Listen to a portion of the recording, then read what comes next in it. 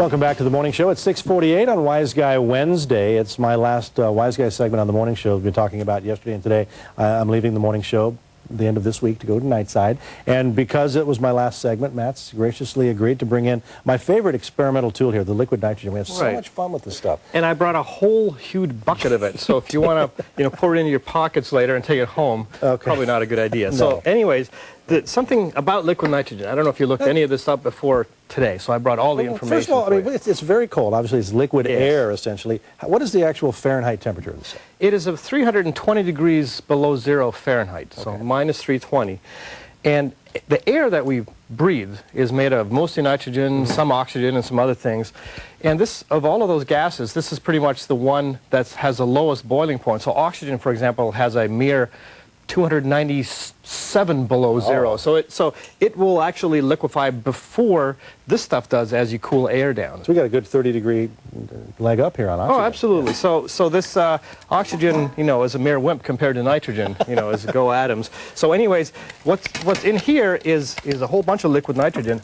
And what you see, when you see the sort of vapor, looks like smoke. It's not really smoke at all. What happens is when you exhale, there's moisture in the air that comes out of your lungs.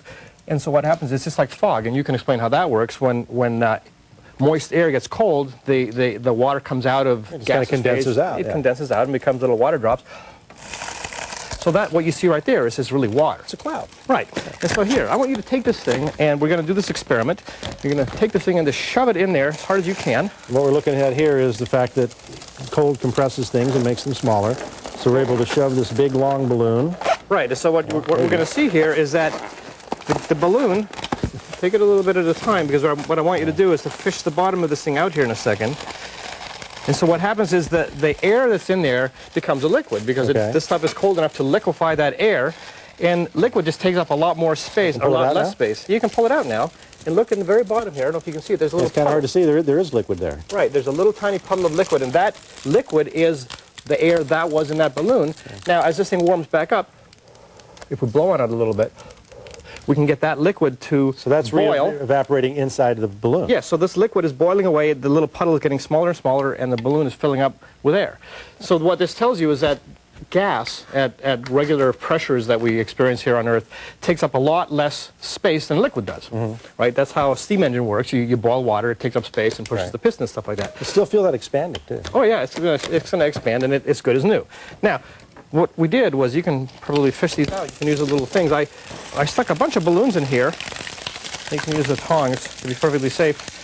Okay, I stuck a bunch of balloons in here before the show, right, to celebrate your...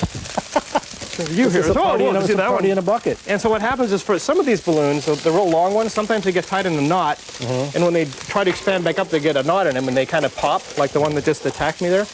And I don't know if that's... Nothing else in there? Balloons. No, yeah, we do have some other stuff. I'll show you how that works in a second. I can't see because of the fog. So. Okay. So here's what happens when these things thaw back out. They become big balloons. And so all these balloons, which are obviously pretty big now, were fitted in here just a little while ago. Now, if we tried to warm these up too quickly because the rubber is rigid, would they pop? Well, the rubber is pretty flexible, and so it's not so bad. But you can take something else which is rubbery, like this racquetball, okay? And if you stuck one of those in there, which I've already done... Oh, is that what I'm floating around? Yeah, you're going to... Okay, let's clear these out of here. Okay, science is messy, isn't it? Okay, so we're going to fish out the racquetball, and the one that's in here is going to behave a little differently. Okay, it sounds different, doesn't it?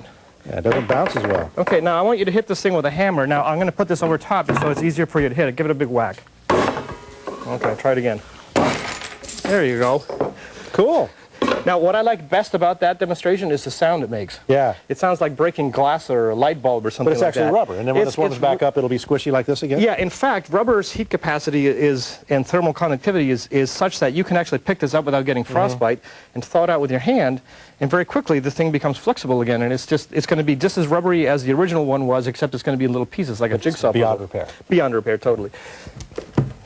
No. Okay, so you can give that a whack with a hammer. Well, it's a squishy... It's a squishy little thing, but come on, you have to do this. Okay, so now that mostly what's inside this little orange thing is water. And so what we can do is we can fish out one that I've frozen. Obviously the water will have frozen this thing. Oh, this one is already broken into pieces.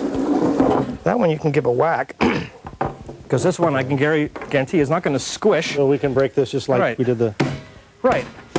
Cool. So it breaks just like ice, and because this is ice. So every little piece in here, every little piece of orange, which is really just mostly made of water, just like you and I, is rock solid, and when you hit it, it just cracks like an ice cube. So if you were to stick your finger in here, and you see this in some movies... I learned that last time. That hurt. Yeah, you don't want to do that. Okay, so we're having fun with liquid nitrogen this morning. It's Matt Sellon. He's our wise guy. He'll be back more in the next half hour. We're going to have some more fun stuff. Oh, you're going to do a huge soap explosion the next segment. Can't go wrong there.